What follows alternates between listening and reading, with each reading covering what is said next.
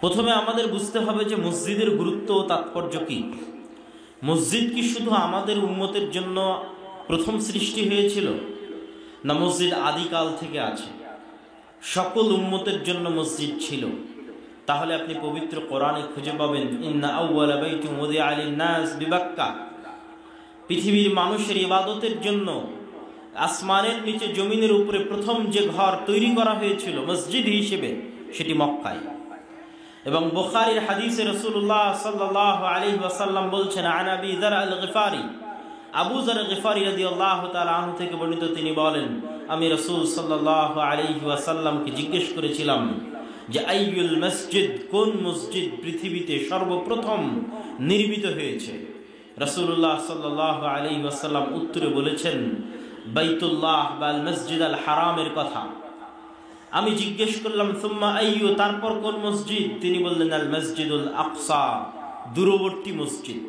দূরবর্তী মসজিদ তথা মক্কা থেকে দূরে 1500 কিলোমিটার দূরে ফিলিস্তিনের জেরুজালেমে অবস্থিত মসজিদে আকসা। আমি বললাম কাম বাইনাহুমা, এই দুই মসজিদের মধ্যে পার্থক্য কত বছরের? তিনি বললেন 40 আম, 40 বছরের ব্যবধান। তো আমার যে বিস্তারিত বক্তব্য আছে ফিলিস্তিনের উপরে, যে বিস্তারিত আলোচনা আছে জেরুজালেমের উপরে, সেখানে আমি ধারাবাহিকভাবে পেশ করেছি যে কিভাবে মসজিদে আকসার সাথে এক একজন নবীর জীবন সম্পৃক্ত। মসজিদে আকসা বা জেরুজালেমের সাথে কিভাবে ইব্রাহিম, লূত, ইব্রাহিমের সন্তান ইসহাক, ইয়াকুব, ইউসুফ এবং তাদের পরবর্তীতে মুসা, হারুন, ইউশা বিন নুন, তাদের পরবর্তীতে দাউদ, সুলাইমান, তাদের পরবর্তীতে ঈসা, ইয়াহইয়া, জাকারিয়া, তাদের সকলের জীবনে কিভাবে মসজিদ আকসা প্রভাব রেখে গেছে, তা আমি সেই সমস্ত বক্তব্যগুলোতে বিস্তারিত এবং বিশদ বিবরণ দেওয়ার চেষ্টা করেছি। ওই বিশদ এবং বিস্তারিত বিবরণের সারমর্ম হিসেবে দুটি লাইন যদি আপনাদের সামনে বলি, যে আল্লাহ সুবহানাহু তাআলা ইব্রাহিম আলাইহিস সালাতু ওয়াস সালামের পরবর্তী বংশে নবুয়তকে সীমাবদ্ধ করে দিয়েছেন। জাআলান নবুওয়াহ, নবুয়তকে সীমাবদ্ধ করে দিয়েছেন ইব্রাহিম এবং তার পরবর্তী বংশধরের মধ্যে। তো সেই ইব্রাহিমের দুই সন্তানকে আল্লাহ মানুষ করেছেন দুই মসজিদের পাশে রেখে। ইব্রাহিমের এক সন্তান ইসমাইলকে আল্লাহ রেখে দিয়েছেন মক্কার কাবার পাশে, আর ইব্রাহিমের আরেক সন্তান ইসহাককে আল্লাহ সুবহানাহু ওয়া তাআলা রেখে দিয়েছেন জেরুজালেমের মসজিদে আকসার পাশে। এবং ঈসা আলাইহিস সালামের আগমনের আগ পর্যন্ত ইসহাকের সন্তানেরা মসজিদ আকসার খেদমত করত, আর মুহাম্মদ সাল্লাল্লাহু আলাইহি ওয়াসাল্লামের আগমনের পূর্ব পর্যন্ত ইসমাইলের সন্তানেরা বাইতুল্লাহ মসজিদে হারামের খেদমত করত। এই সারমর্ম বাক্য দিয়ে আমি এটি বুঝাতে চাচ্ছি যে মসজিদ শুধু আমাদের সময় বা আমাদের দিনে বা আমাদের ধর্মের জন্য নয়, বরং অতীতের সকল নবীর সম্পর্ক ছিল মসজিদের সাথে, এবং মসজিদের সাথে সম্পর্ক রক্ষার মাধ্যমেই আল্লাহ সুবহানাহু ওয়া তাআলা ইব্রাহিমের পরিবারকে আদর্শ পরিবার হিসেবে গড়ে তুলেছিলেন। সম্মানিত উপস্থিতি, এই মসজিদ মাল্টিফাংশনাল, তথা মসজিদের শুধু একটি কাজ নয়। আজকে যে মোবাইল বা যে ক্যামেরাগুলো সামনে দেখতে পাচ্ছেন, এই মোবাইলে আপনি ক্যালকুলেটরও চালান, এই মোবাইলে আপনি টর্চ লাইটও ব্যবহার করেন, এই মোবাইলে আপনি ফোন দিয়ে কথাও বলেন, এই মোবাইলে আপনি মেসেজ আদান প্রদান করেন, আবার মোবাইল দিয়ে ভিডিও করছেন। তাহলে কতগুলো কাজ একটা মোবাইল দিয়ে হচ্ছে। রাসূলুল্লাহ সাল্লাল্লাহু আলাইহি ওয়াসাল্লাম তার সমাজ ব্যবস্থায়, তার রাষ্ট্র ব্যবস্থায় মসজিদকে সেই জায়গায় নিয়ে গেছিলেন যে মসজিদের ফাংশন হবে মাল্টিফাংশনাল। অগণিত অসংখ্য কাজে মসজিদ তার ভূমিকা রাখবে। রাষ্ট্রীয় কাজে মসজিদ তার ভূমিকা রাখবে, সামাজিক কাজে মসজিদ তার ভূমিকা রাখবে, জ্ঞানের কাজে মসজিদ তার ভূমিকা রাখবে, ইবাদতের কাজে মসজিদ তার ভূমিকা রাখবে, সামাজিক রীতিনীতি, কৃষ্টি, কালচারের কাজে মসজিদ তার ভূমিকা রাখবে। মসজিদকে তিনি নিয়ে গেছেন মাল্টিফাংশনাল। একটা মসজিদে শুধু একটি কাজ হবে না, বরং মসজিদকে কেন্দ্র করে সমাজ ঘুরতে থাকবে। সমাজের সকল কাজ ওই মসজিদকে কেন্দ্র করে এবং মসজিদের ইমামকে কেন্দ্র করে আবদ্ধ হতে থাকবে। দুঃখজনক হলেও সত্য, আপনারা বিশ্বাস করেন আর নাই করেন, ইহুদিরা, আল্লাহ সুবহানাহু ওয়া তাআলা তাদের এই বিষয়ের নিন্দা করেছে। কিন্তু নিন্দা করলেও ওটার সামান্য এবং অল্প বা ইনসাফের অংশটা কল্যাণকর। আল্লাহ কি নিন্দা করেছে কোরআনে ইহুদিদের? আল্লাহ নিন্দা করেছে যে ইত্তাখাযু আহবারাহুম ওয়া রুহবানাহুম আরবাবাম মিন দুনিল্লাহ, যে ইহুদিরা তাদের আলেম, তাদের রাবাই, তাদের পাদ্রীদেরকে আল্লাহ বানিয়ে নিয়েছে। আল্লাহ কোরআনে বলছেন ইহুদিরা তাদের রাবাই, তাদের পাদ্রী, তাদের আলেমদেরকে তাদের আল্লাহ রব বানিয়ে নিয়েছে। আজকেও যদি আপনি কোনো ইহুদি সমাজ ব্যবস্থা দেখেন, একটা ইহুদি যদি রেস্টুরেন্টে যান, তাহলে রেস্টুরেন্টে চাকরির জন্য কয়েকটা পদ আছে। যেমন রেস্টুরেন্টের ওয়েটারের একটা পদ আছে, রেস্টুরেন্টের হিসাব রক্ষকের একটা পদ আছে, রেস্টুরেন্টে থালি বাসন মাজবে তার একটা পদ আছে, রেস্টুরেন্টে রান্না করবে বাবুর্চি তার একটা পদ আছে। এখন আপনি যদি ইহুদি রেস্টুরেন্টে যান তাহলে নতুন আর একটা পদ পাবেন, সেটা হচ্ছে প্রত্যেক ইহুদি রেস্টুরেন্টে একজন আলেম থাকবে, ইহুদিদের আলেম। ওই ইহুদির আলেমের হাত দিয়ে প্রথম চুলাটা জ্বলবে, ওই ইহুদি আলেমের হাত দিয়ে জবাই হবে, ওই ইহুদি আলেমের হাত দিয়ে রান্নার স্টার্টিংটা হবে। আমি তাদের সমাজ ব্যবস্থার কথা বলছি। কিন্তু তারা এই জিনিসটাকে তথা তাদের নিজস্ব আলেম, রাবাই এবং পাদ্রীদেরকে কোথায় নিয়ে গেছে? যেটা আল্লাহ নিন্দা করছেন যে তারা রব বানিয়ে নিয়েছে। তারা এমন পর্যায়ে নিয়ে গেছে যে আলেম যদি আল্লাহর করা কোনো হারামকে হালাল করে দেয়, আলেম যদি আল্লাহর করা কোনো হালালকে হারাম করে দেয়, তাহলে ইহুদিরা সেটাই মেনে নেয়, আল্লাহর বিধানকে মানে না। যেমন আল্লাহ তার সকল আসমানি কিতাবে জেনাকে হারাম করেছেন, অবৈধ সম্পর্ককে, ব্যভিচারকে হারাম করেছেন। এখন কোনো ইহুদি মেয়ে যদি রাবাইর কাছে অনুমতি প্রার্থনা করে, পাদ্রীর কাছে অনুমতি প্রার্থনা করে যে ইসরায়েলের স্বার্থে গোয়েন্দাগিরি করার জন্য আমাকে উমুকের বিছানায় যাওয়া লাগবে, আমার কি কোনো গুনাহ হবে? তাহলে ইহুদি আলেম বলে দিবে না, তোমার কোনো গুনাহ হবে না, তুমি যাও, এটা তোমার জন্য হালাল। বলেন নাউজুবিল্লাহ। তখন তারা মনে করে নিবে এটা হালাল। এটাই আল্লাহ বলেছে ইত্তাখাযু আহবারাহুম ওয়া রুহবানাহুম আরবাবাম মিন দুনিল্লাহ, যে ইহুদিরা শিরিক করে। শিরিকটা কোথায় করে? তারা তাদের আলেমকে, পাদ্রীকে, রাবাইকে আল্লাহর জায়গায় বসিয়ে দিয়েছে। আল্লাহর হারামকে তারা হালাল করে, হালালকে তারা হারাম করে, এবং সেটাই তারা মেনে নেয়। তাকলিদ, এক কথায় অন্ধ তাকলিদ। কিন্তু আমি বলছি ওটার একটা ইনসাফ আছে, তথা আলেম ওলামাকে মান্য করার, শ্রদ্ধা সম্মান করার একটা ইনসাফ আছে। তো তাদের সমাজ ব্যবস্থা এখনো এইভাবে ঘুরপাক খাচ্ছে, আর আমরা সেই জায়গায় ধর্মনিরপেক্ষতার নামে ধর্মহীনতাকে আধুনিকতা বানিয়েছি। কথাটা আমারও বুঝেন। আমরা মুসলমানেরা ধর্মনিরপেক্ষতার নামে ধর্মহীনতাকে আধুনিকতা বানিয়েছি। আমার মুখে দাড়ি না থাকলে আমি নিজেকে স্মার্ট মনে করি, আমার মেয়ে পর্দা না করলে আমি সেটাকে স্মার্ট মনে করি।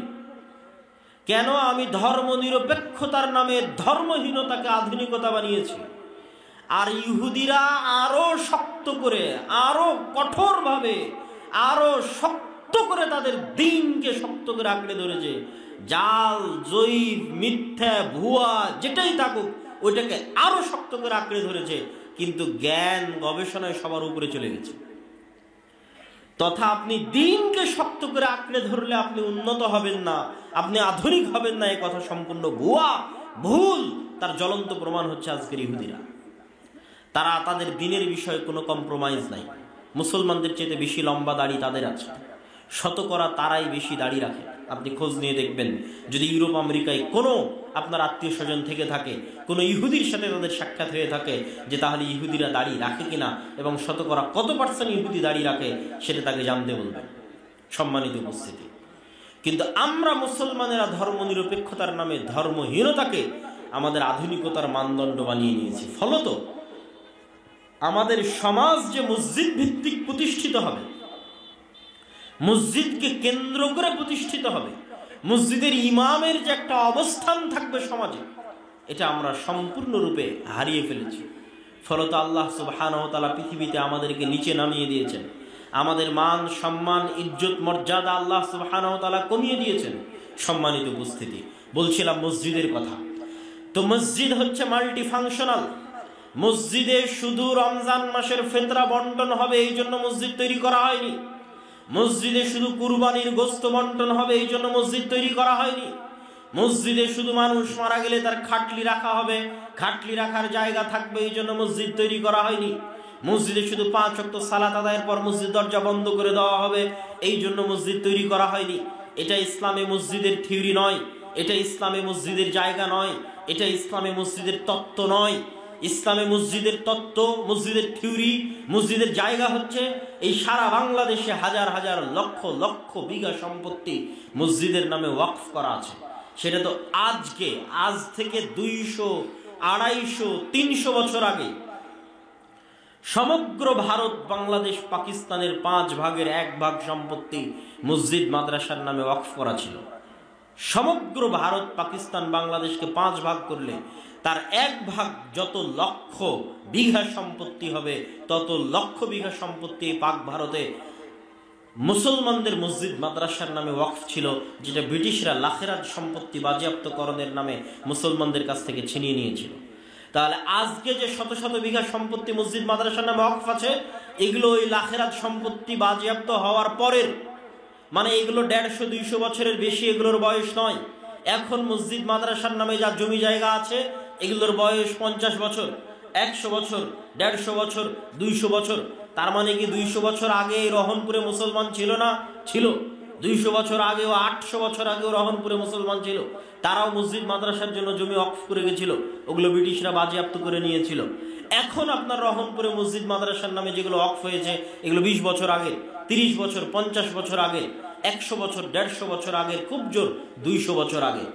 বলছিলাম এই সমগ্র বাংলাদেশে যত বিঘা সম্পত্তি মসজিদের নামে ওয়াকফ করা আছে এবং যত মসজিদ এই সম্পত্তির উপর বিল্ডিং আকারে প্রতিষ্ঠিত আছে, এত মসজিদ এবং এত সম্পত্তি যদি আপনি আজকে কোনো খ্রিস্টান মিশনারিকে দিয়ে দেন, আপনি আজকে ব্রাককে দিয়ে দেন, বা যে কোনো প্রকার বিদেশি বেসরকারি এনজিও সংস্থাগুলোকে দিয়ে দেন, এই নাও এত লক্ষ বিঘা সম্পত্তি তোমার নামে থাকলো আর এই যে এতগুলো বিল্ডিং তোমার নামে থাকলো, তাহলে তারা 24 ঘন্টার মধ্যে এদেশে শিক্ষার বিপ্লব ঘটাতে পারবে। তাদের শিক্ষার এটা সক্ষম, তারা করছে। গোটা বাংলাদেশে ব্রাক 25 থেকে 30 হাজার স্কুল পরিচালনা করে, অথচ ব্রাকের নামে 1 ছটাক জমি মানুষের ওয়াকফ করা নাই। তাহলে ব্রাক মানুষের জমি ভাড়া নিয়ে ভাঙ্গা বেড়া ভাঙ্গা টিনে আপনার সন্তানকে শিখাবে, এই গরজ তার, এই জন্য সেই স্কুল পরিচালনা করছে। এখনো এদেশের সর্বশ্রেষ্ঠ স্কুল খ্রিস্টান মিশনারি বা খ্রিস্টান যারা আছে তারাই পরিচালিত করে থাকে। শিক্ষার গুরুত্ব, শিক্ষার মর্যাদা, শিক্ষার প্রয়োজনীয়তা এখনো তাদের কাছে আছে এবং তাদের যেটা আলটিমেট গোল, সর্বশেষ তাদের যেটা টার্গেট, সেটা হচ্ছে সন্তান আপনি জন্ম দিবেন আর আপনার সন্তানকে শিখাবে ইবলিস। সন্তান আপনি জন্ম দিবেন আর আপনার সন্তান যে সিলেবাস পড়বে ওই সিলেবাস প্রণয়ন করবে ইবলিস। ইবলিসের সবচেয়ে বড় চেষ্টা হচ্ছে আদম সন্তানকে নিচে নামানো। আদম সন্তানকে নিচে নামাতে গিয়ে, আদম সন্তানের মান সম্মান অপমানিত করতে গিয়ে ইবলিসের সবচেয়ে বড় টার্গেট হচ্ছে আদম সন্তানের চারিত্রিক বিকৃতি ঘটানো, আত্মপরিচয়ের বিকৃতি ঘটানো। এই আত্মপরিচয়ের বিকৃতি ঘটাতে গিয়ে পাশ্চাত্য সমাজে সিলেবাসের অন্তর্ভুক্ত করা হয়েছে। একটা বাচ্চাকে ছোটবেলায় পড়ানো হয় যে তুমি ছেলে কি মেয়ে এই সিদ্ধান্ত নেওয়ার স্বাধীনতা তোমার। তুমি যদি মনে করো আমি ছেলে তাহলে তুমি ছেলে, তুমি যদি মনে করো যে না আমি ছেলে না আমি মেয়ে তাহলে তুমি মেয়ে। এইভাবে আত্মপরিচয়ের সংকটে ফেলে LGBTQ এর নামে আপনার সন্তান সন্ততিকে তথা আদমের সন্তানকে নিম্ন স্তরে নামিয়ে আনা, নিজস্ব মান মর্যাদা সম্মান আত্মপরিচয় চারিত্রিক উন্নতির জায়গা থেকে অনেক অধপতন বিকৃতি নিচুর জায়গায় নামিয়ে আনা, এটা হচ্ছে ইবলিসের সবচেয়ে বড় চাওয়া। এটাতে ইবলিস মজা পায়, এটাতে ইবলিস আনন্দ পায়।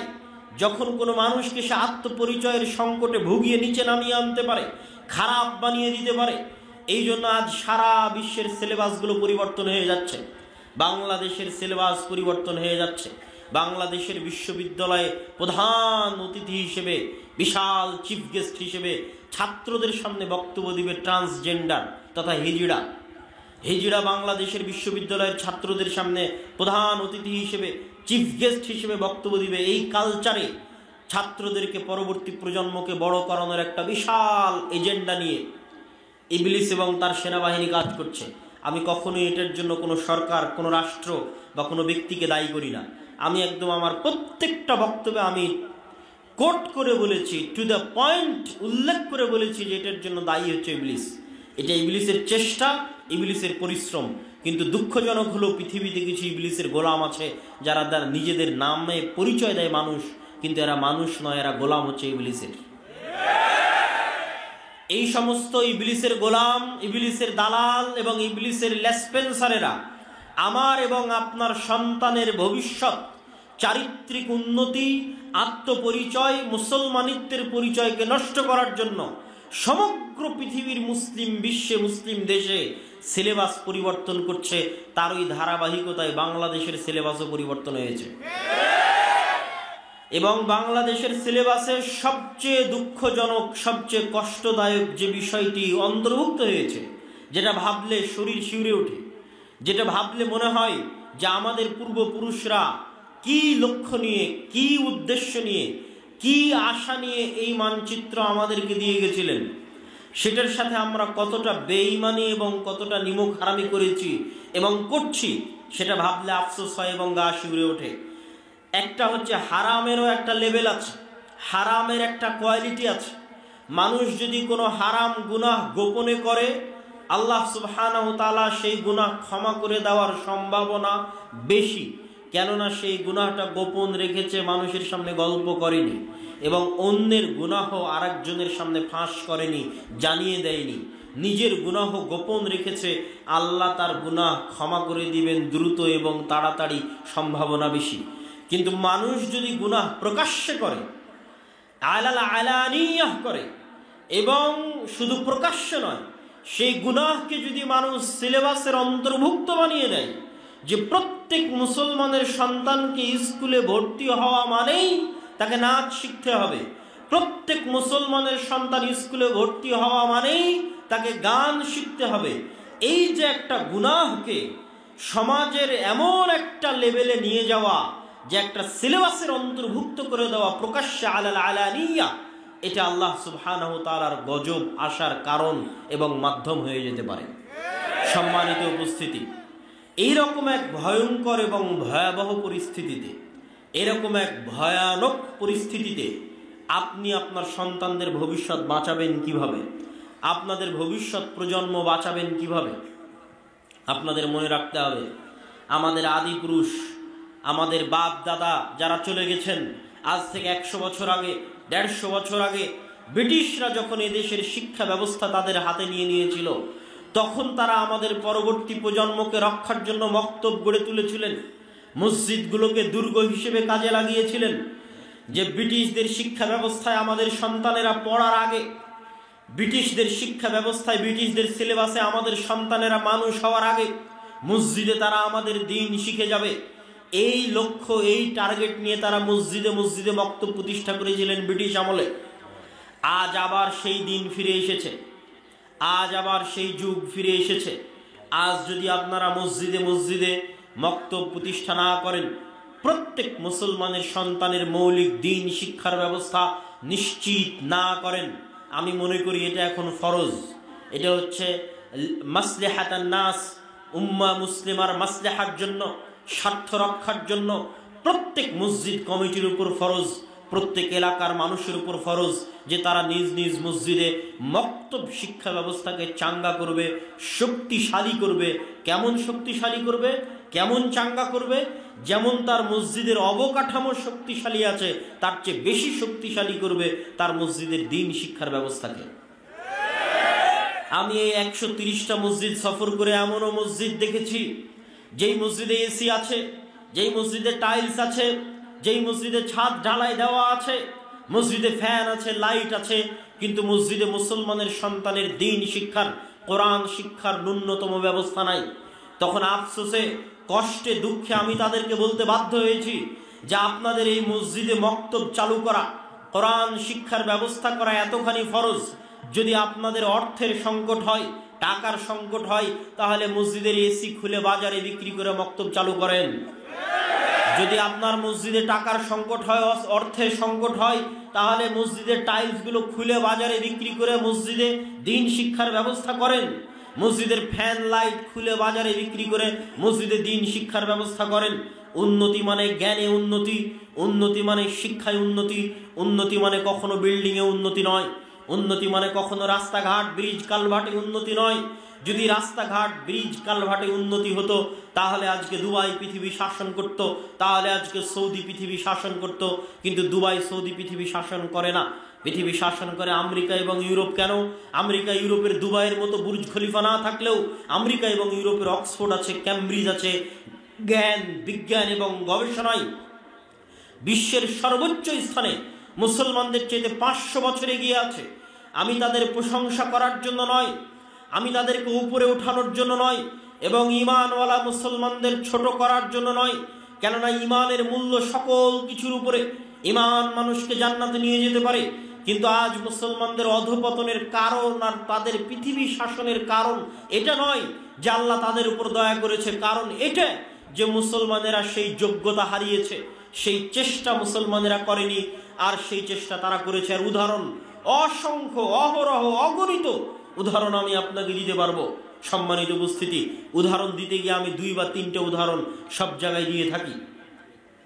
তার একটা উদাহরণ নেন, ভূমধ্য সাগর নামে পৃথিবীতে একটা সাগর আছে, যে সাগরের এক পাশে হচ্ছে লিবিয়া, এক পাশে হচ্ছে মরক্কো, এক পাশে হচ্ছে আলজেরিয়া। লিবিয়া, মরক্কো, আলজেরিয়া এগুলো হচ্ছে ভূমধ্য সাগরের এক পাড়ে। আর ভূমধ্য সাগরের আর এক পাড়ে, ভূমধ্য সাগরের উত্তর পাড়ে হচ্ছে ইতালি, স্পেন, ফ্রান্স, গ্রিস ইত্যাদি রাষ্ট্রগুলো। সারা মুসলিম বিশ্বের বিভিন্ন দেশ থেকে শত শত মুসলমান যুবক অবৈধ পন্থায় এই লিবিয়ার সমুদ্র বন্দরে একত্রিত হয় অবৈধভাবে ইউরোপে প্রবেশ করার জন্য। অসংখ্য বাংলাদেশি যুবক আছে যারা দুবাইয়ের ভিসা নিয়ে এখান থেকে দুবাই গেছে, দুবাই থেকে লিবিয়ার ভিসা নিয়ে লিবিয়া গেছে, লিবিয়া থেকে মরুভূমির মধ্যে দিয়ে দালালের হাত ধরে এই সমুদ্র বন্দরে গেছে। ওই সমুদ্র বন্দর থেকে রাতের অন্ধকারে রাত 12টার সময় একটা নৌকা ছাড়ে প্রত্যেক দিন, প্রতিনিয়ত, যে নৌকাগুলো বাতাস দিয়ে ফুলানো থাকে। রোহিঙ্গারা তাও কাঠের নৌকায় এসেছিল, বাতাস দিয়ে ফুলানো ওই নৌকায় 300-400 জন আরোহী আরোহণ করে। এই 300-400 জন আরোহীর 300-400 জনই মুসলমান। সারা বিশ্বের মুসলমানদের করুণ চিত্র এই একটা ছবিতে, একটা পিকচারে আপনি দেখতে পাবেন। সবই মুসলমান। তাদের জীবনের টার্গেট এখন দুটাই, হয় এই নৌকা ভূমধ্য সাগরে ডুবে তারা মারা যাবে, মৃত্যুবরণ করবে, আর না হয় ইতালি, ফ্রান্স, স্পেন, জার্মানির কোনো কোস্টগার্ড, কোনো সীমান্তরক্ষী, সমুদ্ররক্ষী বাহিনী তাদেরকে আশ্রয় দিবে, শরণার্থী হিসেবে আশ্রয় দিবে। শরণার্থী হিসেবে আশ্রয় দেওয়ার পর অবৈধভাবে তাদের যাত্রা শুরু হওয়ার পর তারপরে একটা সময় গিয়ে তারা পাসপোর্ট, বৈধ লিগ্যাল ডকুমেন্টের তারা অধিকারী হবে, এবং তারা ওই ইউরোপ এবং আমেরিকার দেশে গিয়ে হয় ট্যাক্সি ড্রাইভার, না হয় দোকানদার, না হয় রেস্টুরেন্টের ওয়েটার, আর না হয় কেয়ার হোমের জব। এই সমস্ত কার্যক্রমে, এই সমস্ত চাকরিতে তারা যুক্ত হবে। আমি কখনোই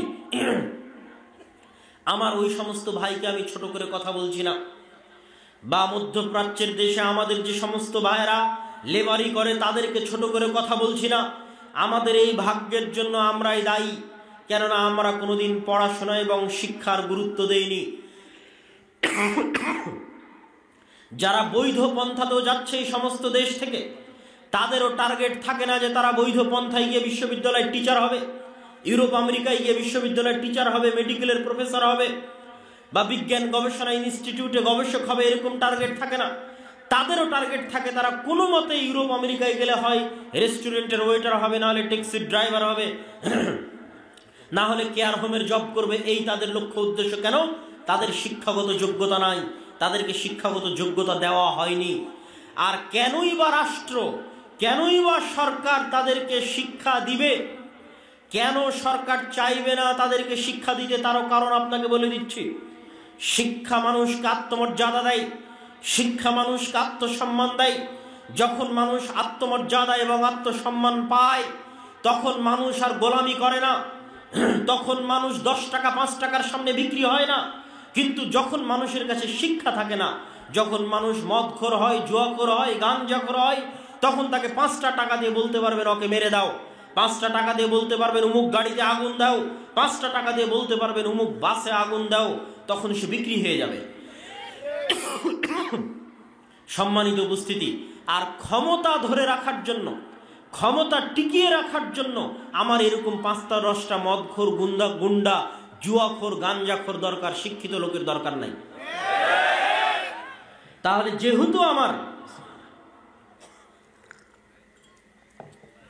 যেহেতু আমার ক্ষমতা টিকিয়ে রাখার জন্য মদখোর, জুয়াখোর, গাঞ্জাখোরের দরকার, গুন্ডার দরকার, তাহলে কেন আমি আপনাকে শিক্ষিত করব? কেন আমি আপনাকে উচ্চ শিক্ষায় শিক্ষিত করে আমার ক্ষমতাকে হুমকির মুখে ফেলে দিব? এটা কখনোই এই তৃতীয় বিশ্বের দেশের রাষ্ট্রপ্রধানেরা কখনোই চায় না। এবং আপনি অশিক্ষিত থাকলেও সরকারের লাভ আছে, মূর্খ থাকলেও সরকারের লাভ আছে। কি সেই লাভ? বাংলাদেশে গার্মেন্টস আছে কি জন্য? আপনি অল্প পরিশ্রমের বিনিময়ে কাজ করেন, অল্প বেতনে কাজ করেন, এই জন্য বাংলাদেশে গার্মেন্টস টিকে আছে। কেন অল্প বেতনে কাজ করেন? ওই লেভেলের শিক্ষা আপনার নাই, এই জন্য আপনি অল্প বেতনে কাজ করেন। আপনি মধ্যপ্রাচ্যের লেবারির চাকরি কেন পাচ্ছেন? আপনি যত অল্প বেতনে মধ্যপ্রাচ্যে ঝাড়ু দিয়ে দেন, রাস্তা পরিষ্কার করে দেন, পৃথিবীর আর কোনো জাতি অত অল্প বেতনে কাজ করে না, এই জন্য আপনি মধ্যপ্রাচ্যের ভিসা পাচ্ছেন। তাহলে আপনি অশিক্ষিত হলেও দেশের জন্য রেমিটেন্স পাঠাচ্ছেন, গার্মেন্টসে চাকরি করে আপনি দেশের জন্য রেমিটেন্স আনছেন, তাহলে আপনাকে শিক্ষিত করে আমার লাভ কি? একে তো আপনাকে মূর্খ রাখাই, অশিক্ষিত রাখাই, আপনাকে আমি টাকার বিনিময়ে ক্রয় করে নিতে পারছি, আর দ্বিতীয়ত আপনার মাধ্যমে আমার দেশে রেমিটেন্সও আসতেছে। সম্মানিত উপস্থিতি, কি বলছিলাম সারা বিশ্বে মুসলমানদের শিক্ষার ভয়াবহ অবস্থার কথা। ইউরোপ আমেরিকার অবস্থা তুলে ধরলাম, বাংলাদেশের মুসলমানদের অবস্থা তুলে ধরলাম। ভারতের এমনও স্টেট আছে, এমনও জেলা আছে, এমনও থানা আছে, যেখানে যদি আপনি ওই থানায়, ওই জেলায়, ওই স্টেটে, ওই আদালতে হওয়া মামলার জরিপ করেন, পরিসংখ্যান করেন যে এই আদালতে চুরির মামলা, ডাকাতির মামলা, মদ জুয়ার মামলা কত % হয়েছে, তাহলে দেখবেন 100টা মামলার 80টা মামলা মুসলমানদের নামে। এটা মিথ্যা মামলা নয়। মিথ্যা মামলা তখনই যখন জঙ্গিবাদের নামে গ্রেফতার করবে, কিন্তু 100টার 80টাই দেখবেন চুরি, ডাকাতি, জুয়া, রাহাজানি, মদ ইত্যাদির মামলায় গ্রেফতার হয়ে আছে মুসলমানেরা, মামলা হয়ে আছে মুসলমানদের নামে। মানে একটা জাতির 80% মানুষ, 60% মানুষ যদি জুয়া, মদ ইত্যাদির সাথে জড়িত হয়ে যায়, তাহলে সেই জাতির ভবিষ্যৎ কি হবে? আপনি আরব বিশ্বের মুসলমানদের অবস্থা দেখেন, মধ্যপ্রাচ্যের মুসলমানদের অবস্থা দেখেন। আল্লাহ সুবহানাহু ওয়া তাআলা তাদেরকে অঢেল সম্পদ দিয়েছে, অঢেল টাকা পয়সা দিয়েছে। পাশেই ফিলিস্তিনে প্রতিদিন লক্ষ লক্ষ, হাজার হাজার মুসলিম মা এবং বোনকে হত্যা করা হচ্ছে। সেখানে পাশেই মধ্যপ্রাচ্যের দেশগুলো ফুটবল বিশ্বকাপ আয়োজনের প্রস্তুতি নিচ্ছে, গান বাজনা আয়োজনের প্রস্তুতি নিচ্ছে, বিনোদনের প্রস্তুতি নিচ্ছে, পর্যটনের প্রস্তুতি নিচ্ছে। তাদের লক্ষ থেকে কোটি টাকা তারা বিনোদন এবং পর্যটনের জন্য ব্যয় করে দিচ্ছে। এই হচ্ছে সারা বিশ্বের মুসলমানদের অবস্থা। আপনি আপনার মসজিদের, এলাকার মসজিদে চলে আসেন। আপনার এলাকার মসজিদে, ওই যে শুরু করেছিলাম এলাকার মসজিদ দিয়ে, টাইলস আছে, এসি আছে, সবই আছে, কিন্তু মসজিদে দ্বীন শিক্ষার ব্যবস্থা নাই। আপনাদের উদ্দেশ্যে একটা প্রশ্ন করতে চাই, মসজিদের এলাকার আশেপাশের পুরো গ্রাম যদি মদখোর, জুয়াখোরে পরিপূর্ণ হয়ে যায়, তাহলে স্বর্ণের মসজিদ দিয়ে আপনি কি করবেন বলেন? স্বর্ণের মসজিদ দিয়ে আপনার কি কাজ? আর যদি মসজিদই না থাকে, ওই মসজিদের টাইলস, এসি, লাইট, ফ্যান বাজারে বিক্রি করে দিয়ে অত্র অঞ্চলের মুসলমানের সন্তানের যদি শিক্ষার ব্যবস্থা করেন, দ্বীন শিক্ষার ব্যবস্থা করেন, মসজিদ লাগবে না, মানুষ খোলা মাঠে সালাত আদায় করবে। জুইলাত লিয়াল আরদু মাসজিদা, আমার জন্য পুরো পৃথিবীকে মসজিদ বানিয়ে দেওয়া হয়েছে। সম্মানিত উপস্থিতি, এই জন্য মসজিদ ভিত্তিক দ্বীন শিক্ষার গুরুত্ব আমি আপনাকে আরো এক ধাপ এগিয়ে বলি। ইউরোপিয়ান এবং আমেরিকানরা কিভাবে চিন্তা করে, তাদের চিন্তাটা আপনার সাথে শেয়ার করি। যে আপনি যদি আজকে আপনার মসজিদের কমিটির সদস্য করে দেন 5 জন ইউরোপিয়ানকে, 5 জন আমেরিকানকে, তাহলে তারা কি করবে? তারা আপনার মসজিদের প্রথম মিটিংয়ে যদি দেখে যে আপনার মসজিদের ফান্ডে টাকা আছে 10 টাকা, তাহলে 10 টাকার 5 টাকা আগে শিক্ষায় ব্যয় করবে। 10 টাকার 5 টাকা আগে কোথায় ব্যয় করবে? শিক্ষায় ব্যয় করবে। এই একটা জিনিস তারা খুব ভালো বোঝে, একটা জিনিস তারা তাদের রক্তের সাথে মিশে গেছে। আপনি বাসে উঠলে দেখবেন মানুষ বই পড়তেছে, ট্রেনে উঠলে দেখবেন মানুষ বই পড়তেছে, পার্কে গেলে দেখবেন মানুষ বই পড়ছে, অথচ সে অমুসলিম, অথচ সে মুমিন নয়, তার অন্তরে ঈমান নাই, তার গায়ে কাপড় নাই, সে বেপর্দা অবস্থায় আছে, কিন্তু তার হাতে বই আছে। আর পুরো বাংলাদেশ ঘুরেন, আপনি কোথায় দেখবেন যে বই আছে? চলমান যে সিলেবাস, এই সিলেবাসে তো বইকে আরো বাদ দেওয়া হয়েছে।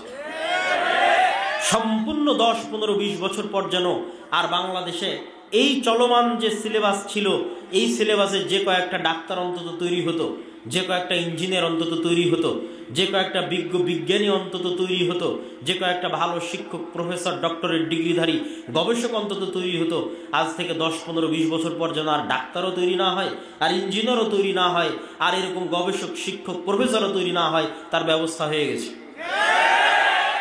তখন আর বিদেশে যাওয়া লাগবে না চিকিৎসা করতে। দেখবেন বাংলাদেশের সব মেডিকেলে চাকরি করছে বিদেশিরা। দেশের ডাক্তারই নাই তো কি করবে? তখন ওই যেমন পদ্মা সেতুতে আমাদের ইঞ্জিনিয়ার নাই, সব লেবার আমরা, তো দেখবেন সব মেডিকেল ক্লিনিকের আমাদের ডাক্তার নাই। আমরা তখন আপনাদের এই রোহনপুরের মানুষ তখন ওই মেডিকেল ক্লিনিকের পরিচ্ছন্ন কর্মী, আর ডাক্তারগুলো সব বিদেশ থেকে আসছে। সব বিশ্ববিদ্যালয়ের টিচারগুলো দেখবেন বিদেশ থেকে আসছে, দেশের টাকা সব বিদেশে পাচার। তো 10, 15, 20 বছর পরে এই যে চলমান যে সিলেবাস, এই সিলেবাস চলতে থাকলে আর ওইভাবে আমাদের যতটুকু অন্তত শিক্ষার জায়গা ছিল, উন্নয়নের জায়গা ছিল, সেটিও আমরা হারিয়ে ফেলবো। সম্মানিত উপস্থিতি, বলছিলাম আমরা তো আর সামগ্রিক পরিবর্তনটা করতে পারবো না দেশে, সেই সক্ষমতা, সেই সাধ্য আল্লাহ সুবহানাহু ওয়া তাআলা আমাদের দেয়নি, কিন্তু আমরা আমাদের জায়গা থেকে দিনের লেভেলটা অন্তত আমাদের সন্তানকে দিতে পারবো। এই জন্য আপনাদের সংকল্প হতে হবে, দৃঢ় সংকল্প হতে হবে, একজন মুসলমানের সন্তানও যেন এই বছর থেকে, আগামী বছর থেকে, জানুয়ারি থেকে স্কুলের বারান্দায় ততক্ষণ পর্যন্ত পা দিবে না যতক্ষণ না তার মসজিদে মক্তবের সিলেবাস কমপ্লিট না করেছে। এই সংকল্প, এই দৃঢ় চেতনা আপনাকে এখান থেকে নিয়ে বিদায় নিতে হবে। দেশকে স্বাধীন রাখার জন্য আপনাদের বাপদাদারা ব্রিটিশ আমলে এই চিন্তা তাদের মাথায় এসেছিল, তারা মসজিদকে কাজে লাগিয়ে আমাদের দিনকে, আমাদের ধর্মকে সুরক্ষিত করেছে। আজ স্কুলের সিলেবাস যেই জায়গায় গেছে, আপনার সন্তানের দিন এবং পরবর্তী ভবিষ্যৎ প্রজন্মকে বাঁচাতে, দেশকে বাঁচাতে, দেশের ভবিষ্যৎ জাতিকে বাঁচাতে মসজিদ ভিত্তিক দিন শিক্ষার বিকল্প নাই। আর মসজিদ ভিত্তিক দিন শিক্ষার লক্ষ্যে যদি শুধু আপনি মসজিদে কোরআন শিক্ষা দেন তাহলে হবে না। মসজিদে কোরআন শিক্ষার পাশাপাশি মৌলিক দিন শিক্ষার ব্যবস্থা রাখতে হবে। আমি আমার বক্তব্য আপনাদেরকে আরো কিছুক্ষণ বক্তব্য দীর্ঘায়িত হবে, আপনারা এলোমেলো বা উঠে যাওয়ার চেষ্টা করবেন না। তবে বক্তব্যের এই পর্যায়ে আমি একটু আহ্বান জানাবো, যারা স্বেচ্ছাসেবক আছে তারা যদি অত্র প্রতিষ্ঠানের সহযোগিতার জন্য, অত্র প্রতিষ্ঠানের দানের জন্য, আপনারা যারা এখন উপস্থিত জনগণ আছেন তাদেরকে আমি উদাত্ত আহ্বান জানাবো, বক্তব্যের মধ্যে একটু বিরতি দিয়ে আমার বক্তব্য কন্টিনিউ করতে থাকবো ইনশাল্লাহ। অত্র প্রতিষ্ঠানকে সহযোগিতা করার লক্ষ্যে অত্র বিশাল ইসলামী সম্মেলন, সকল বক্তাকে ঢাকা থেকে আনতে হয়েছে। আমরা তো প্রোগ্রাম আয়োজন করি, আমরা বুঝি আসলে একটা প্রোগ্রাম আয়োজন করতে কেমন খরচ, আর কেমনই বা কষ্ট, আর কেমনই বা টেনশন। তা আজকে এখানে যতগুলো বক্তা এখানে যাদেরকে নাম দেওয়া আছে, প্রায় সবাইকে ঢাকা থেকে আনতে হয়েছে, মানে সবাইকে বিমানের টিকিট দিতে হয়েছে। সবাইকে বিমানের টিকিট দিতে হয়েছে মানে অনেক অর্থের ব্যাপার। তারপরে খাওয়া দাওয়া, যাতায়াত, প্যান্ডেল সব মিলিয়ে যেখানে অত্র অনুষ্ঠান থেকে কিছু উঠিয়ে প্রতিষ্ঠান চালানো হবে, আমার মনে হয় না সেটা সম্ভব হবে। তো তারপরেও যদি আপনাদের পক্ষে সম্ভব হয় অত্র প্রতিষ্ঠানকে সহযোগিতা করার লক্ষ্যে আপনারা আপনাদের সহযোগিতার হাত বাড়িয়ে দিবেন। আমি স্বেচ্ছাসেবকদের ভিতরে যাওয়ার অনুরোধ জানাচ্ছি, জানিয়ে আমি আমার বক্তব্য সামনে আগাচ্ছি। আমার বক্তব্যের এই পর্যায়ের অংশ হচ্ছে মসজিদ ভিত্তিক দিন শিক্ষা মানে শুধু কোরআন নয়। শুধু কোরআন শিখিয়ে আপনি আপনার বাচ্চাকে পরিপূর্ণ দিন শিখাতে পারবেন না। পুরো মক্তবের একটা প্যাকেজ সিলেবাস থাকতে হবে, যে প্যাকেজ সিলেবাসের মধ্যে আপনার সন্তান কোরআনও শিখবে, আপনার সন্তান দিনের মৌলিক জ্ঞানও শিখবে। এবং আলহামদুলিল্লাহ আমরা জামিয়া সালাফিয়ার পক্ষ থেকে, দাওয়া ইলাল্লাহর পক্ষ থেকে মক্তবের জন্য প্রাথমিক সিলেবাস আমরা আপনাদের সামনে নিয়ে এসেছি, যার উপর আমাদের শিক্ষক ট্রেনিংও শুরু হচ্ছে আগামী 16ই ডিসেম্বর থেকে। এই দুটো বই আমি আপনাদের দেখিয়ে বলতে চাই। একটি হচ্ছে উসমানী কায়দা। আমরা উসমান ইবনে আফফান, যিনি কোরআনকে তার আসল অবস্থার উপর জমা করে বাকি সকল বিভিন্ন বিকৃত কোরআনকে জ্বালিয়ে আসল অবস্থার উপর কোরআনকে রেখেছিলেন, সে উসমান ইবনে আফফান রাদিয়াল্লাহু তাআলা আনহুর নামের দিকে নিসবত করে যে কোনো প্রকার ভুল থেকে মুক্ত রেখে, প্রচলিত ভুল থেকে মুক্ত রেখে একটা ব্যতিক্রমধর্মী কায়দা তৈরি করা আছে, উসমানী কায়দা। এই কায়দা আপনারা যদি অ্যাপসেও যান, তাহলে দাওয়া ইলাল্লাহর অ্যাপসে গেলে এই কায়দার উচ্চারণও আপনারা পাবেন। আর এই কায়দার উপর ট্রেনিংও হবে। আগামী 16 তারিখ থেকে বিভিন্ন মক্তবের শিক্ষক মণ্ডলীর ট্রেনিং হবে। আর মৌলিক দিন শিক্ষার জন্য আদর্শ শিক্ষা নামে একটি বই আছে। এই দুটি বই আপনারা আমাদের স্টলে পাবেন, সামনে হাতের ডানে। সম্মানিত উপস্থিতি, বলছিলাম আপনাদেরকে আমি বক্তব্য সামনের দিকে এগিয়ে নিয়ে যাওয়ার জন্য বলতে চাচ্ছি, মসজিদ ভিত্তিক দিন শিক্ষা, মসজিদ ভিত্তিক কোরআন শিক্ষার সবচেয়ে বড় শত্রু কে বলেন তো? একটু জোরে বলেন তো কে? ইবলিস। মসজিদ ভিত্তিক দিন শিক্ষা, মসজিদ ভিত্তিক কোরআন শিক্ষার সবচেয়ে বড় শত্রু হচ্ছে ইবলিস। কেন আমি ইবলিসকে বললাম সবচেয়ে বড় শত্রু, তার দলিল এবার আপনাদের সামনে পেশ করি। আল্লাহ সুবহানাহু ওয়া তাআলা পবিত্র কোরআন মাজিদে বলছেন, আউযু বিল্লাহি মিনাশ শাইতানির রাজিম ফাস্তাইজ বিল, তোমরা পরিত্রাণ প্রার্থনা করো আল্লাহ সুবহানাহু তাআলার নিকটে। কি থেকে পরিত্রাণ চাইবে? মিনাশ শাইতানির রাজিম, বিতাড়িত শয়তান থেকে। লক্ষণীয় হচ্ছে আল্লাহ সুবহানাহু তাআলা এবং তার রাসূল অন্য সকল কাজে বিসমিল্লাহ দিয়ে শুরু করার আদেশ দিয়েছেন। সকল কল্যাণকর কাজ বিসমিল্লাহ দিয়ে শুরু করার আদেশ দেওয়া হয়েছে, কিন্তু কোরআন শুরু করতে বলা হয়েছে কি দিয়ে? শয়তান থেকে পরিত্রাণ চেয়ে কোরআন শুরু করতে বলা হয়েছে।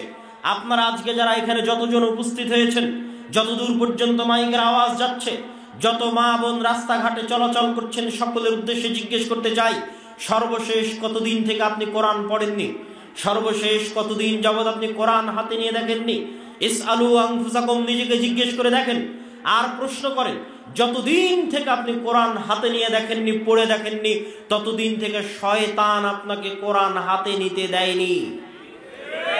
আপনার বাড়িতে যতদিন থেকে কোরআন তেলাওয়াত হয় না, লাস্ট যতদিন থেকে আপনার বাড়িতে কোরআন তেলাওয়াত হয় না, ততদিন থেকে ওই বাড়িতে শয়তান কোরআন তেলাওয়াত করতে দেয়নি। কোরআনের সবচেয়ে বড় শত্রু হচ্ছে শয়তান। আর শয়তান কোনো কাল্পনিক চরিত্র নয়, শয়তান একটা বাস্তব চরিত্র।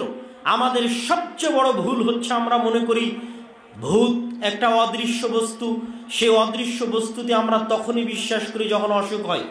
রহনপুর চাঁপাইনবাবগঞ্জের মানুষের অসুখ হলেই ভূতে ধরে, আর সেই ভূতের চিকিৎসার জন্য চলে যায় কবিরাজের কাছে। আর আমি আজকে আপনাকে বলে যাচ্ছি, আমাদের 24 ঘন্টা আমাদেরকে ভূতে ধরে আছে।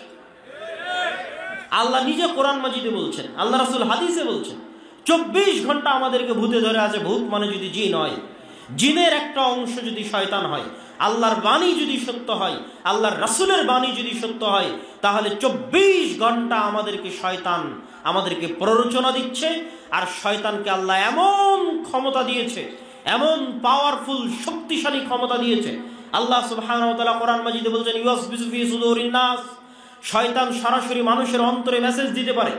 এই মোবাইল আমার যতই উন্নত হোক, এই মোবাইলে বাটন চাপলে আপনার অন্তরে মেসেজ যাবে না। গেলে এত কিলোমিটার পথ আমাদেরকে সফর করে আসা লাগতো না, এত কিলোমিটার পথ সফর করে এসে মুখে চিল্লিয়ে বলে আপনার কান দিয়ে ঢুকাতে হচ্ছে।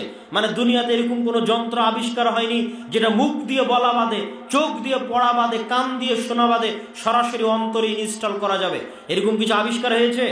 এরকম কিছু আবিষ্কার হয়নি, কিন্তু এই প্রযুক্তি আল্লাহ শয়তানকে দিয়ে দিয়েছে। শয়তানের ক্ষেত্রে আল্লাহ বলেছে, ইউসবিসু ফি সুদুরিন নাস, সরাসরি মানুষের অন্তরে মেসেজ দিতে পারে শয়তান। এই জন্য মানুষ ধোকায় পড়ে যায়, কোনটা তার নিজের ইচ্ছা আর কোনটা শয়তানের প্ররোচনা মানুষ জানে না। মানুষ অন্ধকারে আছে, মানুষ পথ ভ্রষ্টতার মধ্যে আছে। এই জন্য মানুষকে অন্ধকার থেকে বাঁচাতে আল্লাহ কোরআন পাঠিয়েছে। আল্লাহ সুবহানাহু ওয়া তাআলা পবিত্র কোরআন মাজিদে বলছেন, ফাইম্মা ইয়াতিয়ান্নাকুম মিন্নী হুদান ফামান তাবিআ হুদায়া ফালা খাউফুন আলাইহিম ওয়ালা হুম ইয়াহজানুন। এবং আর এক আয়াতে, এরই পূর্বের আয়াতে আল্লাহ সুবহানাহু ওয়া তাআলা বলে দিয়েছেন, কুল নাহবিতু মিনহা জামিআ, আজকে তোমরা এখান থেকে সবাই নেমে যাও, তোমরা একজন আরেকজনের শত্রু। আল্লাহ ইবলিসকে এবং আদমকে পরস্পরের শত্রু বানিয়ে দিয়েছেন। পরস্পরের শত্রু কেমন বানিয়েছেন? যেমন খেলা, যেমন ক্রিকেট খেলায় একজন আরেকজনের প্রতিযোগিতা, ফুটবলে একজন আরেকজনের প্রতিযোগিতা, অনলাইন ভিডিও গেমের মধ্যে এনিমি আছে, শত্রু আছে। যারা যুবক এখানে বসে আছে তারা জানে যে হিরোকে যদি জিততে হয় তাহলে অনলাইনে যে এনিমি আছে, শত্রু আছে, তাকে মারতে হবে, আঘাত করতে হবে। তো ঠিক এই পুরো পৃথিবীটাকে আল্লাহ একটা সফটওয়্যারের মতো, একটা অ্যাপসের মতো ডেভেলপ করেছেন। এর মধ্যে আল্লাহ আমাদের শত্রু বানিয়ে দিয়েছে ইবলিসকে, আর ইবলিসকে আল্লাহ দিয়ে দিয়েছেন অ্যাটাকিং পাওয়ার, আক্রমণ করার ক্ষমতা। কত শক্তিশালী আক্রমণ করার ক্ষমতা যে ডাইরেক্ট অন্তরে মেসেজ দিতে পারবে, মানুষ গোলক ধাঁধায়, মানুষ জানেই না কোনটা তার ইচ্ছার, কোনটা শয়তানের প্ররোচনা। দ্বিতীয় আর একটা আক্রমণাত্মক ক্ষমতা আল্লাহ ইবলিসকে দিয়েছে। রাসূল সাল্লাল্লাহু আলাইহি ওয়াসাল্লাম বলছেন, ইয়াজরি মাজরাদ দাম, ইবলিস শয়তান এবং তার বাহিনী মানুষের রক্ত কণিকার মধ্যে প্রবাহিত হতে পারে, মানুষের রগে রগে রক্তের মধ্যে প্রবাহিত হতে পারে, চলতে পারে শয়তান। এই ক্ষমতা আল্লাহ শয়তান এবং তার বাহিনীকে দিয়ে দিয়েছে। আরও একটা ভয়ঙ্কর কথা রাসূল সাল্লাল্লাহু আলাইহি ওয়াসাল্লাম বলে দিয়েছেন যে এমন কোন আদম সন্তান নাই যার দুইজন বন্ধু নাই, কারিনুম মিনাল মালাইকা ওয়া কারিনুম মিনাশ শাইতান। একটা শয়তান বন্ধু, একটা ফেরেশতা বন্ধু। তাহলে 24 ঘন্টা আমাদেরকে শয়তান ঘিরে আছে। এই 24 ঘন্টা শয়তান আমাদেরকে প্ররোচনা দিচ্ছে জাহান্নামে নিয়ে যাওয়ার জন্য। এবং শয়তানের এই ওয়াদার কথা আল্লাহ কোরআন মাজিদে তুলে ধরেছেন, ওয়ালা উদিল্লান্নাহুম ওয়ালা উমান্নিয়ান্নাহুম ওয়ালা আমুরান্নাহুম। আমি অবশ্যই আদম সন্তানকে পথভ্রষ্ট করবই করব। ফাবিমা আগওয়াইতানি লাআকুদান্নাহুম সিরাতাকাল মুস্তাকিম। আমি অবশ্যই আদম সন্তানের জন্য সিরাতে মুস্তাকিমে চলার পথে বাধা হয়ে দাঁড়াবো। আমি আদম সন্তানের সামনে থেকে বাধা দিব, পিছন থেকে বাধা দিব, ডান থেকে বাধা দিব, বাম থেকে বাধা দিব।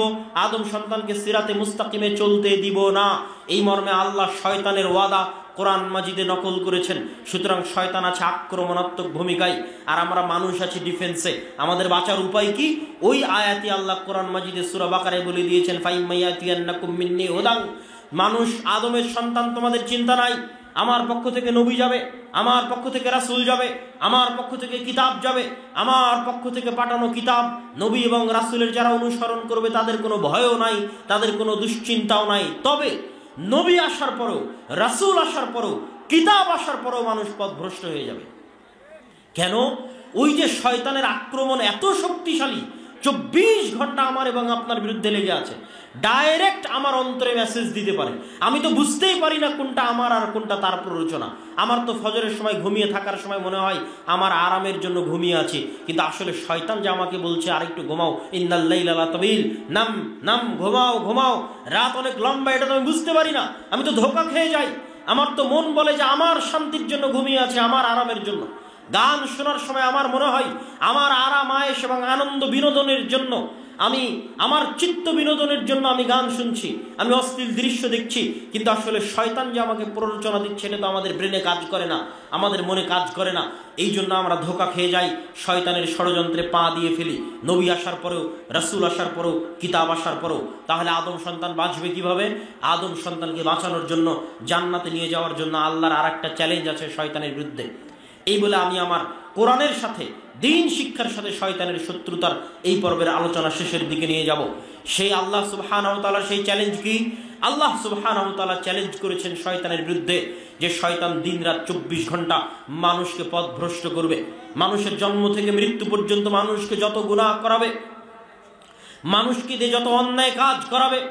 মানুষ যদি একবার জানে যে তার প্রতিপালক আছে এবং সেই প্রতিপালকের কাছে ক্ষমা চাইলে ক্ষমা পাওয়া যায়, এবং এই মর্মে যদি মানুষ আল্লাহর কাছে ক্ষমা চায়, তাহলে ইবলিস এবং তার সেনাবাহিনীর সারা জীবনের সকল চেষ্টা, রাত দিন মাটি করা সকল চেষ্টা আল্লাহ একবারে ধুলায় মিশিয়ে আদমের সন্তানের সকল গুনাহ ক্ষমা করে দিবেন। এটা হচ্ছে আল্লাহর চ্যালেঞ্জ ইবলিস এবং তার বাহিনীর বিরুদ্ধে। তাহলে মানুষ জান্নাতে যাবে তার আমলের জোরে নয়, আল্লাহর ক্ষমা এবং আল্লাহর দয়ার জোরে। বলছিলাম কোরআনের সবচেয়ে বড় শত্রু ইবলিস এবং শয়তান কি জন্য? এই যে মানুষ যে অন্ধকারের মধ্যে আছে, মানুষকে যে শয়তান উল্লু বানিয়ে রেখেছে, পাগল বানিয়ে রেখেছে, সারা পৃথিবীর সকল মানুষকে শয়তান পাগল বানিয়ে রেখেছে। আল্লাহ সেই পাগল বানানোর কথা কোরআন মাজিদে বলেছেন, আলহাকুমুত তাকাসুর হাত্তা যুরতুমুল মাকাবির। শয়তান তোমাদের পাগল বানিয়ে রেখেছে, শয়তান তোমাদের ভুলিয়ে রেখেছে। যেমন ছোট্ট বাচ্চাকে খেলনা দিয়ে ভুলিয়ে রাখা হয় মায়ের দুধের কথা, ঠিক তেমনি আলহাকুমুত তাকাসুর, শয়তান তোমাদের ভুলিয়ে রেখেছে কি দিয়ে? তাকাসুর দিয়ে। তাকাসুর কি? দুনিয়ার চাকচিক্য, দুনিয়ার মোহমায়া, দুনিয়ার চাকচিক্য মোহমায়া দিয়ে শয়তান তোমাদের ভুলিয়ে রেখেছে। কি ভুলিয়ে রেখেছে? পৃথিবীর সবচেয়ে চিরন্তন সত্য বাস্তবতার কথা ভুলিয়ে রেখেছে। আর সেটা হচ্ছে, হে আদম সন্তান, তুমি একদিন মারা যাবে। এই কথা শয়তান ভুলিয়ে রেখেছে। যেই যুবকের হাতে মোবাইল আছে, ঘুমাতে ঘুমাতে মোবাইল চালাই, ঘুম থেকে উঠতে উঠতে মোবাইল চালাই, ওর কি কোনোদিন সময় আছে এ কথা স্মরণ করার যে সে মারা যাবে? একটু কথা বলেন। যে যুবক ঘুমাতে ঘুমাতে মোবাইল চালায়, ঘুম থেকে উঠে আবার মোবাইলে হাত দেয়, এর কি এ কথা স্মরণ করার সময় আছে যে সে একদিন মারা যাবে? এমন ভাবে দুনিয়ার জুয়া, দুনিয়ার নেশা আমাদেরকে ঘিরে ধরেছে। দুনিয়ার উন্নত প্রযুক্তি আমাদের হাতে পায়ে এমনভাবে বেড়ি বেঁধে দিয়েছে, দাসত্বের বেড়ি, পায়ে দাসত্বের বেড়ি, হাতে দাসত্বের বেড়ি, চোখে মুখে দাসত্বের বেড়ি, যা আমাদের সারা জীবনে একবারও মনে করার সময় নাই যে আমরা মারা যেতে পারি বা মারা যাব। অথচ এটাই সবচেয়ে বড় সত্য। এটার কথাই আল্লাহ কোরআনে বলছে, আলহাকুমুত তাকাসুর, শয়তান তোমাদের দুনিয়ার চাকচিক্য দিয়ে তোমাদের ভুলিয়ে রাখবে, ছোট্ট বাচ্চার মতো পাগল বানিয়ে রাখবে, উল্লু বানিয়ে রাখবে। কতক্ষণ পর্যন্ত বানিয়ে রাখবে?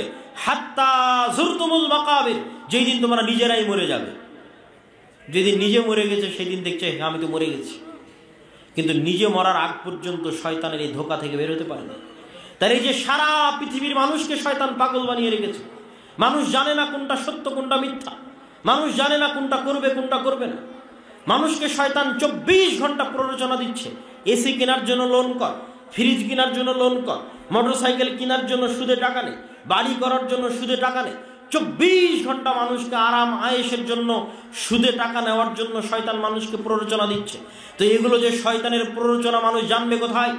মানুষকে গোপন রহস্য ফাঁস করে দিয়েছে একমাত্র কোরআন। না পৃথিবীর কোনো স্কুল, না কোনো কলেজ, না কোনো ইউনিভার্সিটি, না কোনো গবেষণাপত্র, না কোনো থিসিস, না কোনো পিএইচডি, একমাত্র কোরআন পৃথিবীর এই অন্ধকার রহস্যের জাল ভেদ করে দিয়েছে। ভেদ করে দিয়ে কোরআন কি বলছেন? ইন্নামাল খামরু ওয়াল মাইসির ওয়াল আনসাব ওয়াল আজলাম রিজসুম মিন আমালিশ শাইতান। খালি একটা ছোট্ট উদাহরণ দিয়ে গেলাম। আল্লাহ কোরআনে স্পষ্ট লিখে দিয়েছেন, ইন্নামাল খামর, নিশ্চয় মদ, ওয়াল মাইসির, নিশ্চয় জুয়া, ওয়াল আনসাব ওয়াল আজলাম, নিশ্চয় লটারি, নিশ্চয় মূর্তি পূজা, রিজসুম মিন আমালিশ শাইতান, শয়তানের কাজ লেখা আছে, সংবিধানে লেখা আছে, ইনস্ট্রাকশনে লেখা আছে। গেম খেলার আগে কেমনে গেমটা খেলবেন তার পথ পদ্ধতির মধ্যে লিখে দেওয়া আছে। কোন রাস্তায় গেলে এনিমি থাকবে, কোন ঘরে গেলে অস্ত্র পাবেন, তার পূর্ণ বিস্তারিত ডিটেইলসের মধ্যে আল্লাহ লিখে দিয়ে গেছে। দেখো এই এই কাজগুলো শয়তানের কাজ, এগুলো শয়তান তোমাকে দিয়ে করাতে চাইবে। মানে আমি যদি বিড়িখোর, সিগারেটখোর হই, তাহলে আমাকে বিড়ি খাওয়া, সিগারেট খাওয়ার প্ররোচনা কে দেয়? শয়তান দেয়।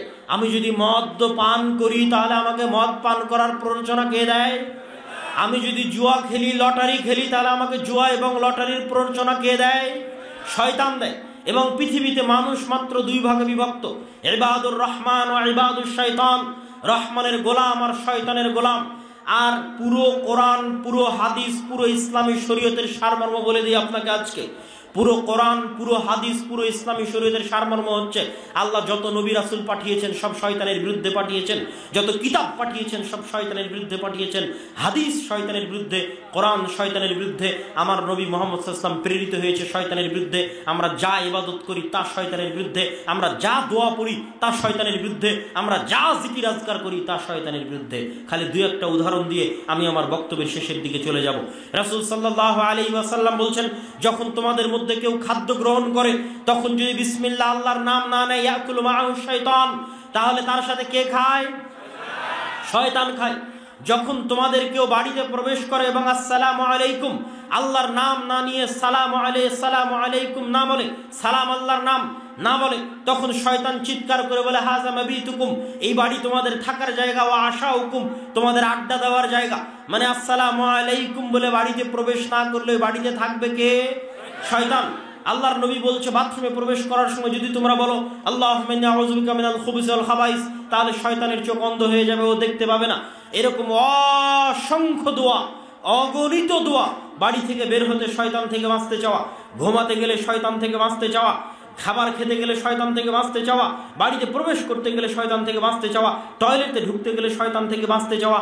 প্রত্যেক ধাপে ধাপে আল্লাহর নবী যত দোয়া শিখিয়ে দিয়েছে, আইন রাসূল দোয়া অধ্যায় বই যদি তুবা পুস্তকালয়ের স্টলে পান নিয়ে যাবেন, যত দোয়া আল্লাহর নবী শিখিয়ে দিয়েছে প্রত্যেকটা দোয়া দেখবেন তিনি শয়তানের বিরুদ্ধে লাগিয়ে দিয়েছেন।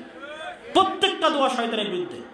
আপনি পুরো কোরআন পড়ে পৃষ্ঠার পর পৃষ্ঠা উল্টাতে থাকবেন আর দেখবেন আল্লাহ ধাপে ধাপে পদে পদে শয়তানের কথা বলছে আর বলছে ইন্না শাইতানা লাকুম আদুউম মুবিন, নিশ্চয় শয়তান তোমাদের প্রকাশ্য শত্রু। এবার আমাকে বলেন, শয়তান কাল্পনিক চরিত্র না বাস্তব? খালি কি অসুখ হলে ভূতে ধরে না 24 ঘন্টা ভূত লেগে আছে? 24 ঘন্টা মানুষের পিছনে শয়তান লেগে আছে এবং আমাদেরকে পথভ্রষ্ট করে জাহান্নামে নিয়ে যাওয়ার চেষ্টা করছে। এটা হচ্ছে এই পৃথিবীর গেম। এই পৃথিবীর এই গেমে যদি আমরা জিততে চাই তাহলে শয়তানের বিরুদ্ধে এই লড়াই আমাদের জিততে হবে। আর শয়তানের বিরুদ্ধে এই লড়াইয়ে জিততে হলে কোরআন ছাড়া, কোরআন বুঝা ছাড়া, কোরআন পড়া ছাড়া, কোরআন শিখা ছাড়া এবং মসজিদ ভিত্তিক দ্বীন শিক্ষা বাস্তবায়ন করা ছাড়া আর দ্বিতীয় কোনো রাস্তা নাই। অতএব যারা আজকে এখানে উপস্থিত হয়েছেন, যেখান থেকে উপস্থিত হয়েছেন, চলে যাওয়ার সময় একটা জিনিস মাথায় নিয়ে যাবেন, কেমনে জামিয়া সালাফিয়ার সাথে যোগাযোগ করে, কেমনে দাওয়া ইলাল্লাহর সাথে যোগাযোগ করে মসজিদ ভিত্তিক দ্বীন শিক্ষার সিলেবাস নিয়ে, শিক্ষক ট্রেনিং আমাদের কাছ থেকে নিয়ে আপনাদের মসজিদগুলোতে মক্তব চালু করে সেই আলোকে আপনার সন্তানকে কেমনে ভবিষ্যৎ দ্বীন শেখানোর জন্য সামনের দিকে এগিয়ে নিয়ে যাবেন। আপনাদের সামনে এই দাবি, এই দাওয়া রেখে আমি আমার আজকের সংক্ষিপ্ত বক্তব্য এখানেই শেষ করছি। আল্লাহ সুবহানাহু ওয়া তাআলা এই তোফাজ্জল হক মহিলা সালাফিয়া মাদ্রাসাকে কবুল করুক, অত্র প্রোগ্রামের যারা আয়োজক আছে তাদেরকে কবুল করুক এবং আল্লাহ আপনারা সভাপতির বক্তব্য বা সমাপনী বক্তব্য আছে, বিশৃঙ্খলা না করে উঠে যাবেন না। আল্লাহ সুবহানাহু